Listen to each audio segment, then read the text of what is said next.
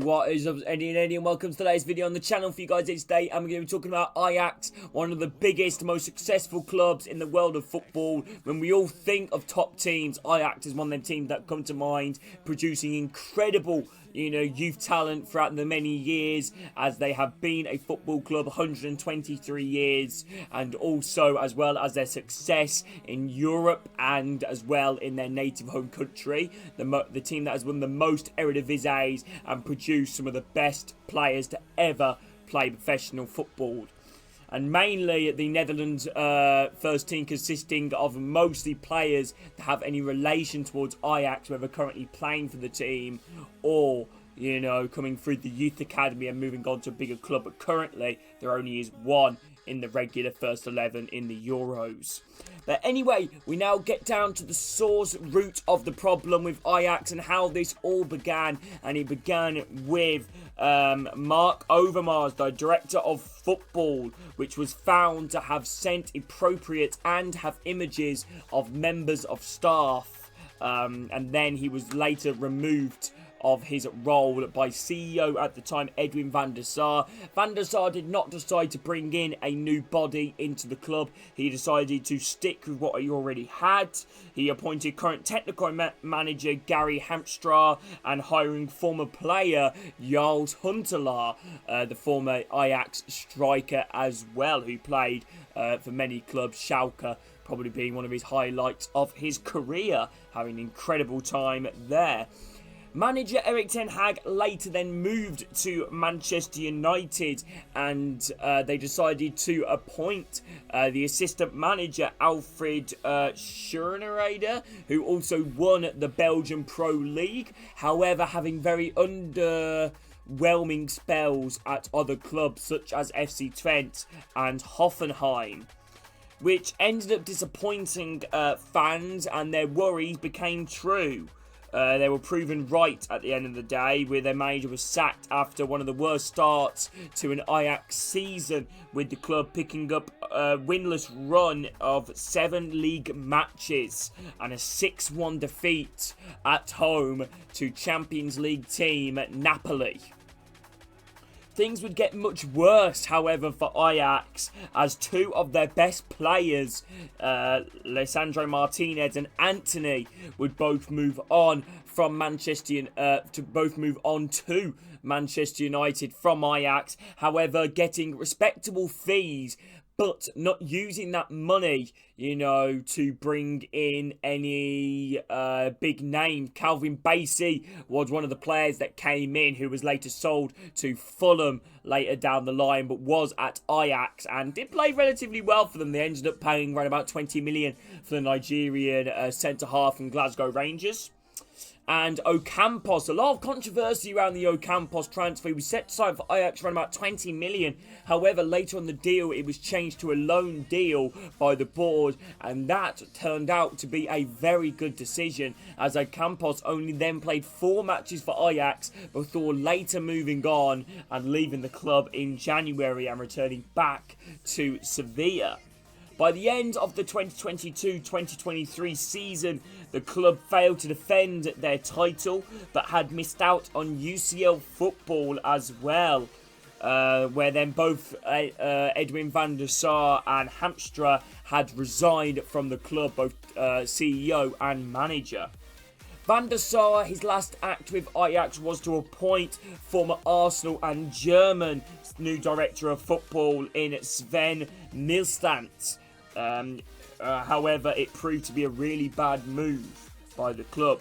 The director of football quickly made the decision of interim head coach Johnny Heitinga, who would not stay at the club, after being linked to some very big names Ajax in terms of managerial appointments, one of them being the German manager Peter Bosz.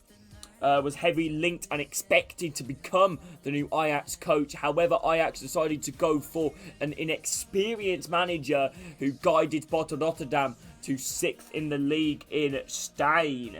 Would later become the club's manager. However, However, it would not turn out to be a good move for the manager, where a lot of big names decided to leave the club initially.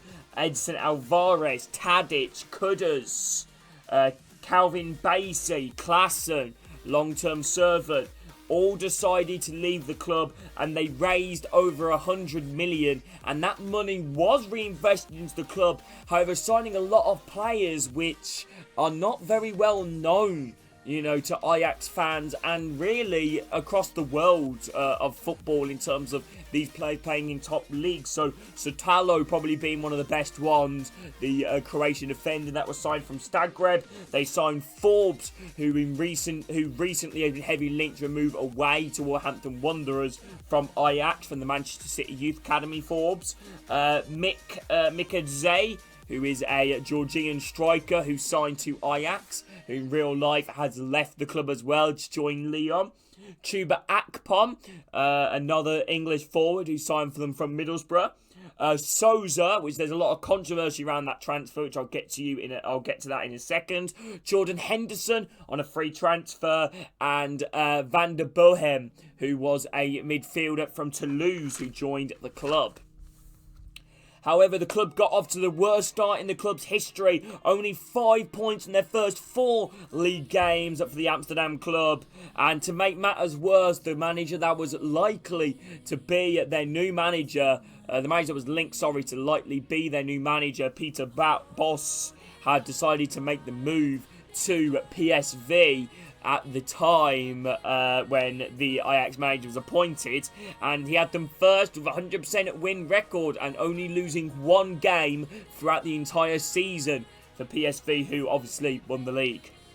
However, Souza's transfer was heavily under investigation as the technical director, the German technical director at the time, had owned a company that is linked to Souza through his footballing agency, and he allegedly profited off bringing in Souza to Ajax and made a large fee from the transfer.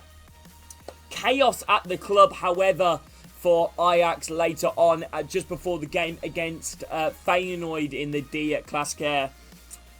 For the match against Feyenoord, their technical director was at the training ground for most of the week, begging, you know, for their manager and to their players to win the game, as obviously a lot of pressure upon, you know, the club at the moment, having an awful start, as well as the game itself. 2-0 Feyenoord it was, only 20 minutes into the match. Frustration from the Ajax fans, they threw stuff onto the pitch, and then the game ended up getting abandoned when it became 3-0. Supporters threw flares onto the pitch, and the police in large numbers were later on to be called, as fans were vandalising the stadium, breaking in to sections of the stadium which were closed off, and also obviously chanting and threatening, you know, as well, police and the technical director at the time and the manager.